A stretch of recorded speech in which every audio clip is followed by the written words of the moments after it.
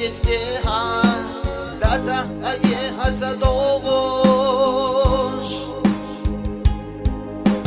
Hazalla kaçak yolu Nikılla daimına yeha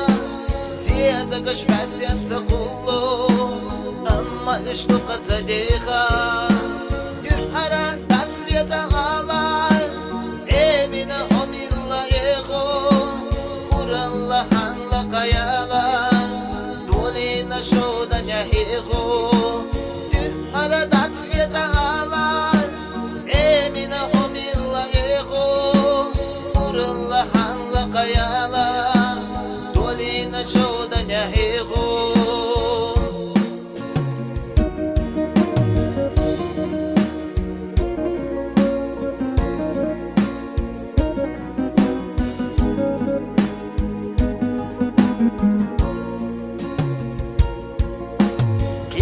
Dedi sırna şalgı Kössine bitene sotalga Yahdu kıstık hilar şalga Ercüş kayalama gırda Yuka soyyeha biha Yelin cümek gita yoğuş Tat sunam hoyut şahatta Hoyuka sande gağala Hazalla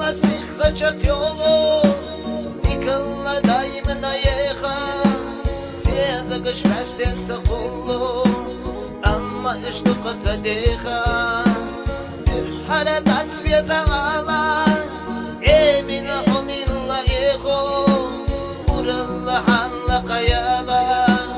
Dolina şoda nyahiho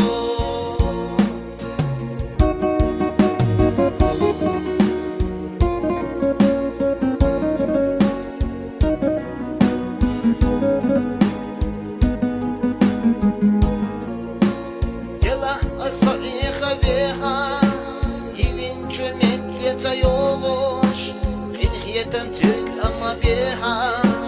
Vitaha soter kahvaga Yuha soyika biha Yoğar yuhaleta yoğuş Toştalar sihkat ittiha Vitaha hayga sagiza